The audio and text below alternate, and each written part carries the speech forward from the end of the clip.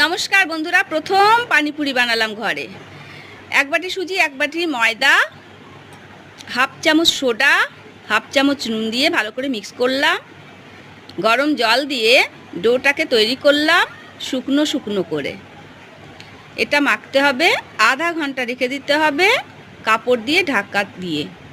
পুদিনা পাতা, ধনে পাতা ছিঁড়ে নিলাম ভালো করে ধুয়ে। আম সিদ্ধ করে নিয়েছিলাম, আমের থেকে তার শাঁসটা নিয়ে পুদিনা পাতা, ধনে পাতা মিশিয়ে, রসুন দিয়ে, কাঁচা লঙ্কা, আদা দিয়ে, নুন দিয়ে পেস্ট করলাম।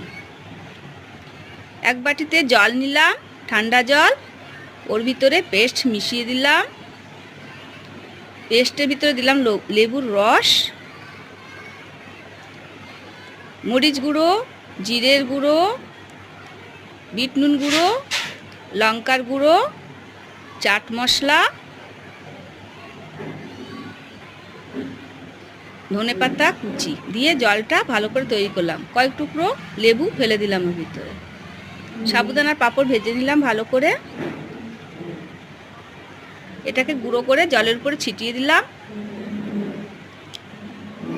আলু মাখার ভিতরে দিলাম জিরের গুঁড়ো, শুকনো লঙ্কার গুঁড়ো, মরিচ গুঁড়ো, পেঁয়াজ, ধনেপাতা, একটু টক জল আর ছোলা সব দিয়ে আলুটাকে মেখে তৈরি করে নিলাম। ছোট ছোট লেচি করে জলপুরি বানিয়ে তেলের ভিতরে ভাজলাম। বেশ খাস্তা সুন্দর তৈরি হলো। ভাবতেই পারিনি এত খাস্তা হবে।